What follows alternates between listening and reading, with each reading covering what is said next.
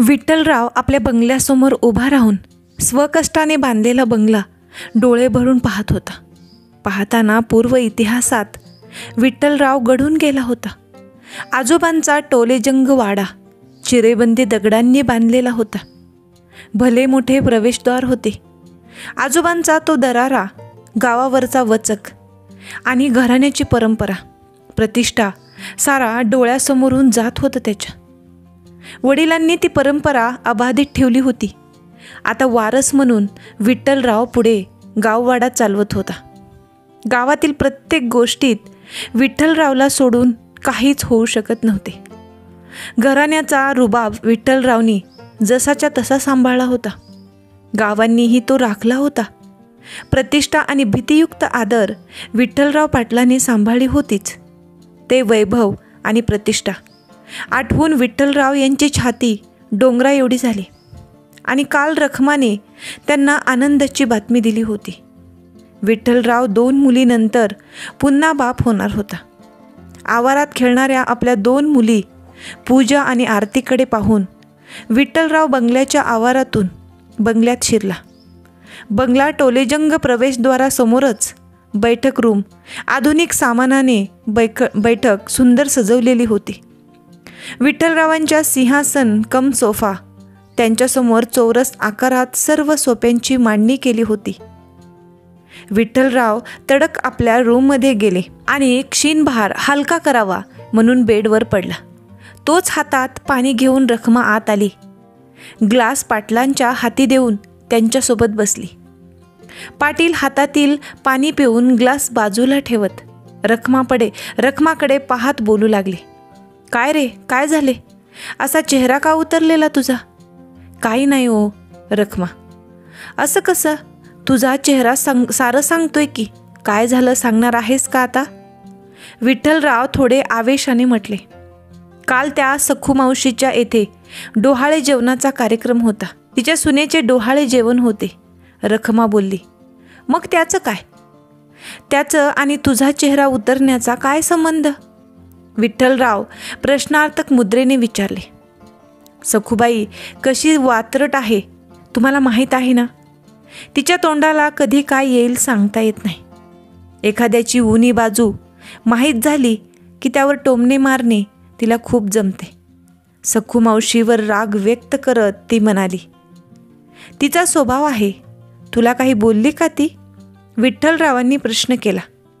थेट मला नसेल असं बोलली मात्र, रखमा म्हटली. काय बोलली?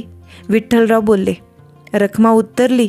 सखूबाई म्हणाली, लोकांना देवाने एवढे दिले, ठेवायला जागा नाही, पण संपत्तीला वारस जाऊ द्या, पण पाणी पाजायला मुलगा नको, पुत्र नसेल तर स्वर्गाचे दार तरी उघडल का यांना, असं बोलली. काळजाला खूप लागलं तिचं बोलणं मला. त्यात 20-25 बायका जमलेल्या माझ्याकडे कुक्षित नजरेने पाहू लागल्या. मग मी रागाने तिथून निघून आले. विठ्ठलराव म्हटले. घरी आल्यावर आमचे लाडकी रडली असेल, असं म्हणतानाच रखमा रडू लागली. विठ्ठलराव गावचं दुःख वाटून घेणारा, पण आज बायको समोर गप्प बसला होता. उद्या तालुक्याला जाऊन डॉक्टरांशी बोलू, असं म्हणून विठ्ठलराव बैठकीत निघून गेला. दुसऱ्या दिवशी विठ्ठलराव आणि रखमा गाडीत बसून तालुक्याला निघाले. आज गर्भ तपासणी करायचं विठ्ठलरावांनी ठरवलं होतं. थोडे दूर गेल्यावर सखूबाईचं घर लागतं आणि घराजवळच एक पानवठा आहे. त्या पानवठ्यावर नेहमीप्रमाणे सखूबाई व 5-6 बायका धुणी धुत होत्या. सखूबाई म्हणजे गावातील एखाद्या घरातील गुपित कळालं की चवीने निंदा करायला आणि हसवायला तिला नवीन विषय मिळायचा. बाकीच्याही बायकांना तिचे हे बोलणे ऐकायला विशेष आवडायचे. त्यामुळे तिच्या भोवती सतत बायका कोणी ना कोणी असायच्या. सखूबाई म्हणाली.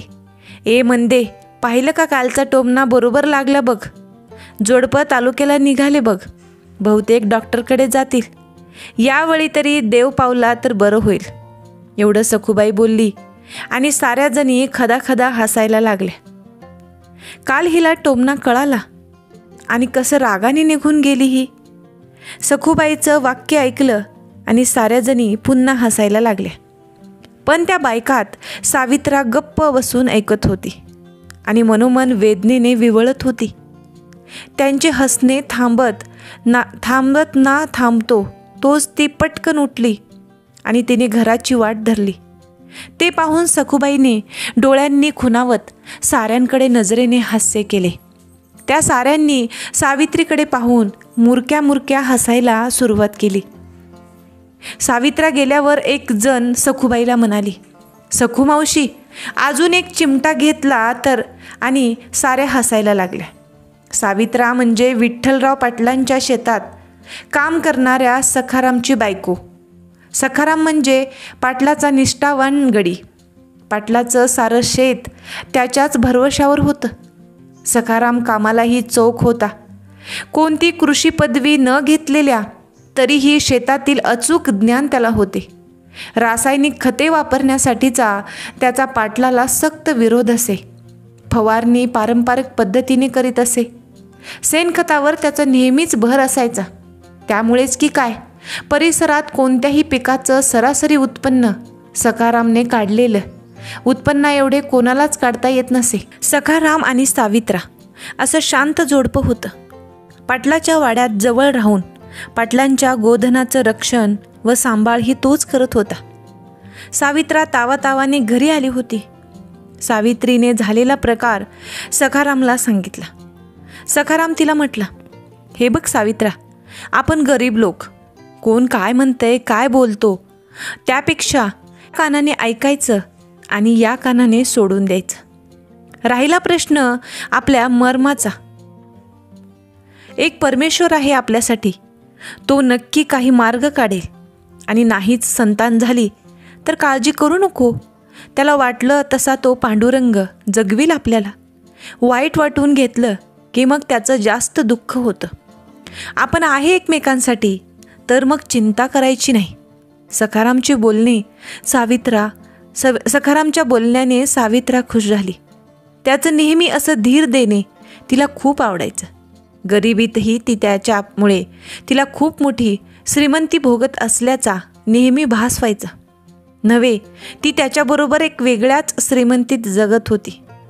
सखाराम पुढच्या कामाला निघून गेला. सावित्रीनेही तिचे काम हाती घेतलं. संध्याकाळी तालुक्यावरून गाडी बंगल्याकडे आली. रखमाच्या चेहऱ्यावर वेगळाच आनंद होता. डॉक्टरांनी तपासणीत काहीतरी चांगले सांगितलं असावं. विठ्ठल पाटलाचा व रखमाचा सारा चेहरा आनंदाने खुललेला होता.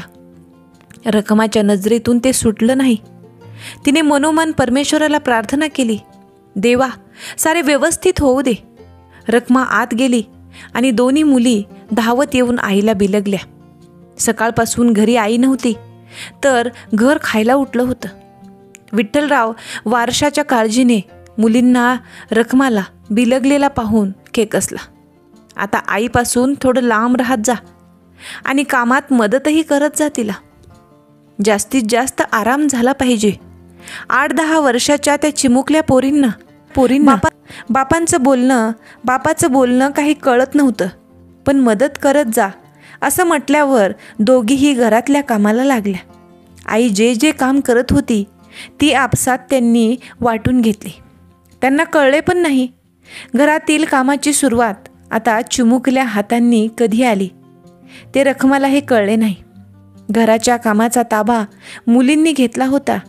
गावात विठ्ठल पाटलाचा खूप जिवलग मित्र होता अन्साजी. पाटलाच्या हरेक कामात मदत करणारा आणि सहकारी होता. तो पाटलाच्या हरेक निर्णयात अर्ध्या हक्कदार म्हणून गावाला तो परिचित होता. तोही तेवढ्याच प्रतिष्ठेचा होता. त्याच्या सुमन नावाच्या बहिणीचे 3 वर्षापूर्वी शेजारील आसनगाव नावाच्या गावातील बापू पाटलांच्या मुलाशी केशवशी विवाह झाला होता. लग्नानंतर 1 वर्षात तिला मुलगी झाली होती. आता ती दुसऱ्यांदा माहेरी बाळंतपणासाठी आलेली होती. आत्ताही तिला मुलगीच झाली तर तिला सासरी घेऊन जाण्यासाठी तिचा सासरा बापू पाटील तिला आला होता. अन्साजी आणि विठ्ठलराव पाहुण्यांच्या समवेत बसले होते. समोर बापू पाटील बसलेले होते आणि त्यांचा संवाद चालू होता. बापू पाटील अन्साजीकडे पाहून म्हणाले, निदान यावेळी तरी मुलगा होईल असं असं वाटलं होतं. पण आमचं नशीब फुटकं. विठ्ठलराव लगेच त्यांना म्हणाले, बापू पाटील, आपल्या हातात असतं का? तुम्ही जर सुमनला मुलगी मानता तर मग आज असे शब्द नको होते. ऐकायला वाईट वाटतं. असं ऐकून जीव जाळतो आमचा. तुम्हाला आज सुमनचा भाऊ म्हणून एकच विनंती करतो, जीव लावा आमच्या सुमनला.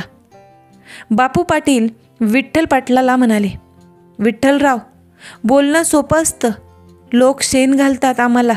वारीस पाहिजे, पुढे घराण्याचं नाव चालवायचंय. लोक नाव ठेवतात तेव्हा जीव तळमळतो. तुम्हाला बोलायला सोपे हो. 2 दिवसापूर्वी स्वतःच्या बायकोची गर्भ तपासणी करून आलेला विठ्ठलराव या वाक्यापुढे गप्प झाला. बापू पाटील रागारागाने सुमनला घेऊन गेले. तिच्या आईचा जीव कासावीस होत होता. लेकीचा पुनर्जन्म झाला होता. या लोकांनी तिला प्रेमाने वागवलं तर बरं, नाहीतर मुलगी झाली म्हणून काही त्रास नाही दिला तर बरं. काळजावर दगड ठेवून सुमनच्या आईने तिला वाट लावलं होतं. रखमाचे दिवस काळजीत व आनंदात जात होते. विठ्ठलराव पण सर्वतोपरी काळजी घेत होता. मुलींनीही घरात नवीन बाळ येणार म्हणून आनंद साजरा होत होता. त्यांनी घराचा ताबा कधी घेतला त्या मुलींनाही कळाले नाही. सावित्राने पण मालकींसाठी लागेल ती धडपड करण्याची तयारी दाखवली होती. आणि अखेर तो दिवस उजाडला. घराला वंशाचा दिवा मिळाला. मुलाचा जन्म विठ्ठलरावाच्या घरी झाला. घरात मोठा आनंदाने पुत्रजन्माचा उत्सव साजरा झाला. सारा गाव रोषणाईने सजला होता. पाटलाचा वाडा रोषणाईने खूप चमकत होता. गावातील प्रत्येक घटक त्या आनंदात सहभागी झाला होता. पाटलाचे सर्व गाव कौतुक करत होते. साऱ्यांच्या दुःखात आनंदात सहभागी होणारा पाटील, त्याच्या आनंदात सर्वांना आपल्या घरातील आनंद वाटत होता. त्यामुळे हा आनंद साऱ्या गावाने आपला आनंद म्हणून साजरा केला. विठ्ठलराव सर्वांच्या सुखदुःखात असल्याने गावाला तो नेहमी आपलाच वाटत होता. त्यामुळे गावात खूप आनंद साजरा केला जात होता. सावित्रा आणि सखाराम यांनी तर या आनंदात खूप मेहनत घेतली होती. सावित्रा बाळाला घेऊन अगदी मोठ्या आनंदाने कुरवाळीत त्याच्याशी बोलत. तिलाही त्या बाळामुळे खूप मोठा आनंद झालेला होता. मालकिनीची सेवा करणे आणि बाळाशी खेळण्यात तिचा दिवस कसा जात होता तिला कळत सुद्धा नव्हतं. पुढे बाळाचं बारसं होऊन त्याचं राघव नाव ठेवण्यात आलं. बाळाच्या सानिध्यात सर्वांचा 4-5 महिन्यांचा काळ खूप आनंदात गेला. सखाराम आणि सावित्रा पंढरपूरला जाण्याच्या मानसिकतेत होते. पण सारी जबाबदारी सोडून जावे कसे त्यांना समजत नव्हते. या अगोदर सखाराम एकदा विठ्ठलरावांना पंढरपूरला जाण्याचा मनोदय बोलून गेला होता. विठ्ठलरावांनाही आज सखारामकडे पाहून त्याच्या त्या बोलण्याची आठवण झाली आणि ते सखारामला म्हणाले, सखाराम, खूप झाले काम आता. थोडा निर्वांत आहे तर तुला पंढरपूरला जायचे होते ना, मग जाऊन ये ना. हे ऐकताच सखारामला आनंद झाला आणि तो म्हणाला, काय मालक, एकदम मनातली बात ओळखली. मी कालपासून म्हणणार होतो पण जीभ रेटत नव्हती. विठ्ठलरावांनी त्याच्या खांद्यावर हात ठेवून म्हटले, तुम्ही दोघांनी या काळात खूप मेहनत केली. सावित्रीने तर रखमाची आईप्रमाणे काळजी घेतली. आता जाऊन या लवकर.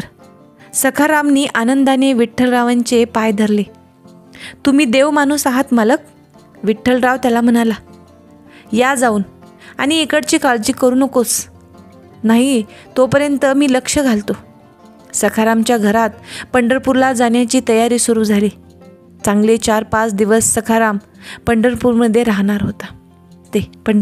पंढरपूरची मराठी पावलांना खूप ओढ असते.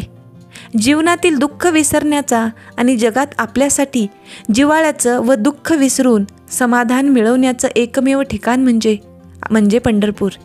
सावित्रा ही खूप आनंदात होती. सकाळच्या बसने ते दोघे पंढरपूरसाठी निघाले व ती बस तालुक्यापर्यंत होती. तेथून पंढरपूरसाठी वेगळी बस धरावी लागणार होती. रखमा आणि तिच्या 2 मुली आरती व पूजा बाळासोबत दिवसभर खेळत असे. रखमाला घराला वंशाचा दिवा दिल्याचा आनंद होता. मुलीच का? फक्त अजून मुलगा नाही का? घराण्याला वारस नाही? असे अनेक प्रश्न रखमाला विचारले जात होते. त्या सर्व प्रश्नांचा शेवट आता झाला होता. रखमाच्या दृष्टीने हे सर्व प्रश्न आता संपले होते. ज्या जगाने तिलाही प्रश्न निर्माण केला होता, या जगात त्यांच्या विचारात आता ती हुबेहूब बसली होती. तिच्यावर हसणारा समाज आता या विषयावर तरी हसणार नव्हता. सखूबाई ही तिच्या घरी येते, बाळाचे गोड कौतुक करून बाळाला पाटील पाटील म्हणत होती. अंसाजीच्या बहीण सुमनच्या घरी आता धावपळ सुरू होती. कोणत्याही क्षणी सुमन बाळांत होणार होती. यावेळी तपासणी करून आल्याने सर्वांना खात्रीशीर मुलगाच होणार माहीत होते. पण सर्वांना धक्का तेव्हा बसला यावेळी सुमनला मुलगीच झाली. डॉक्टरांनी त्यांना खोटे सांगितले होते. हल्ली डॉक्टर निष्पाप जीवांचा बळी घेण्याऐवजी खोटं बोलवून अशी नवजात बालिका वाचवत असले पाहिजेत. सुमनच्या घरातील सर्वांना मोठा धक्का होता. सर्व घराच्या बैठकीत तोंड पाडून बसले होते. अजून सुमन शुद्धीवर आली नव्हती.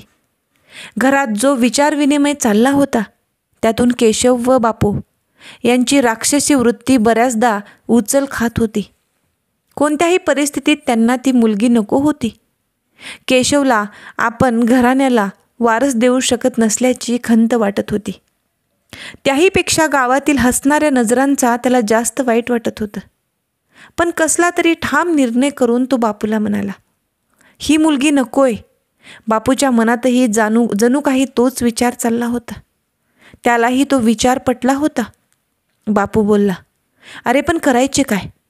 केशव बापूला म्हणाला, सुमन शुद्धीवर येण्या अगोदर तिच्यापासून ती मुलगी बाजूला ठेवा.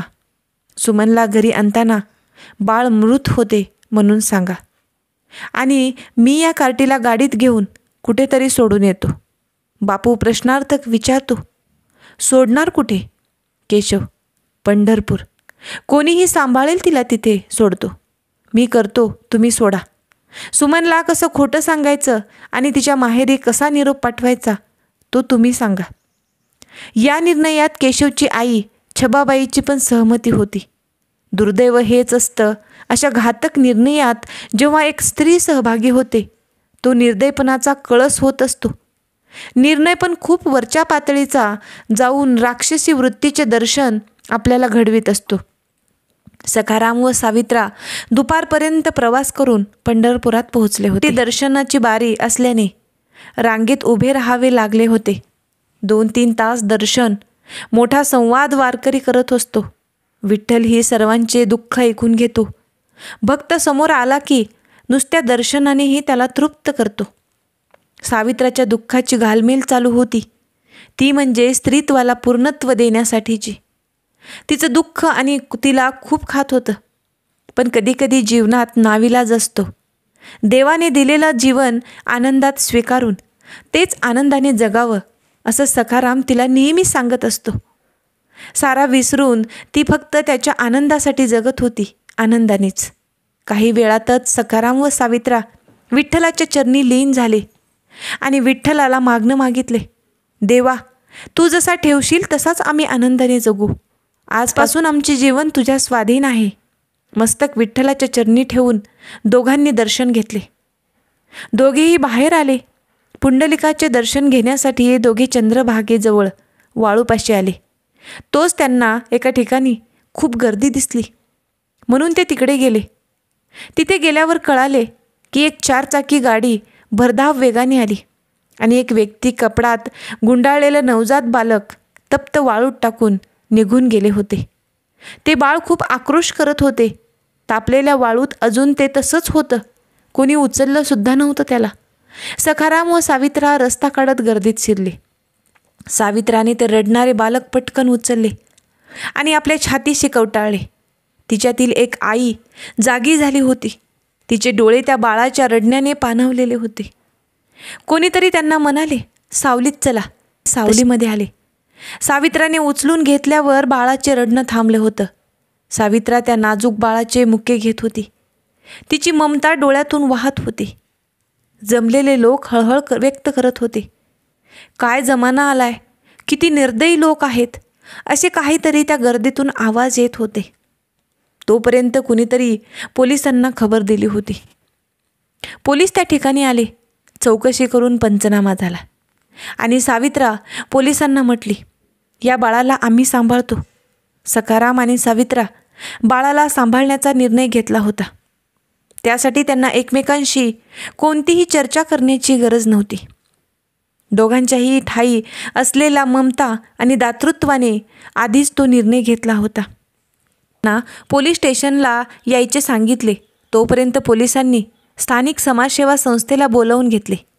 सामाजिक कार्यकर्ते तेथे आले. थोड्याच वेळात सखाराम व सावित्राही तिथं पोहोचले. गुन्ह्याची नोंद होऊन सारे सोपस्कर पार पडले. नंतर सामाजिक संस्थेकडे बाळ देण्यात आलं. सामाजिक संस्थेकडून दत्तक वारसा करून सखाराम व सावित्राला लहान बाळ दत्तक घेण्यात आले. यात त्यांचे 4-5 दिवस मोडली, पण विठ्ठलाच्या कृपेने सावित्रा आई आणि सखाराम बाप झाला होता. इकडे गावी बापू पाटलाचा निरोप अन्साजीच्या घरी पोहोचला होता. त्याच्या घरात खूप दुःख झाले होते. सारे दुःखात बुडालेले होते. अन्साजीने साऱ्यांचे सांत्वन करून सर्वांना धीर देत झाले ते झाले म्हणून सोडून द्या. सारे हळूहळू कामात गुंतत होते. तिकडे सुमन ही रोजच रडत होती. केशव आणि बापू वेगळ्याच पराक्रम केल्याच्या आनंदात होते, पण एक अनामिक भीती पण होती. सुमनला कळालं तर, पण आता कळणार नव्हतं. केशव नाटकीचं तिला शांत करण्याचा प्रयत्न करत होता. केशवने बापू पाटलाने एका मायेपासून तिच्या पाडसाला दूर केलेलं होतं. हे पातक करून दोघे मनोमन आनंदी होते. सखाराम सावित्रा निघतेवेळी पुन्हा विठ्ठलाचे दर्शन घेण्यासाठी पुन्हा मंदिरात आले होते. विठ्ठलाची मूर्ती आज वेगळीच भासत होती. जणू काही विठ्ठल जनकाला पाहण्यास आतुर झाला होता आणि हातातील सीताबाई नाजूक डोळ्यांनी विठ्ठलाकडे पाहत होती. त्या विठ्ठलाला आज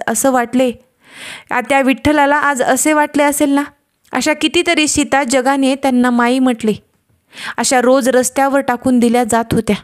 आणि असे कितीतरी जनक पुन्हा पुन्हा त्या धनाच्या पेटीत आपल्या छातीशी कवटाळत असतील. संकुचित वृत्तीने समाजाने कसला खेळ मांडला आहे. विठ्ठलाचा आज हृदय पिळवटून निघत असेल. त्या जनकाकडे सखारामकडे पाहून एक वेगळं समाधान पांडुरंगाच्या चेहऱ्यावरती दिसू लागले होते. एक वेगळेच तेज त्या विठ्ठल मूर्तीवर तरळत होते. दर्शन घेऊन सखाराम आणि सावित्रा गावाकडे जाण्यासाठी निघाले.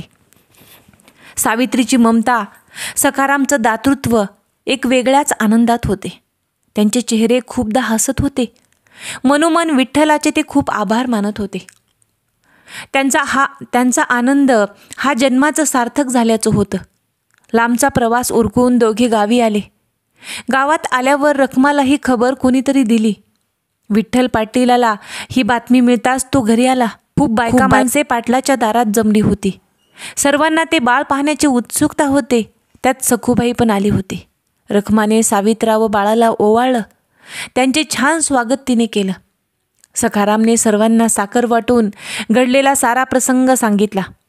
विठ्ठलरावांनी पण त्याचे कौतुक केले आणि त्या ठिकाणी त्या मुलीच्या बारशाचा कार्यक्रम पण उरकला.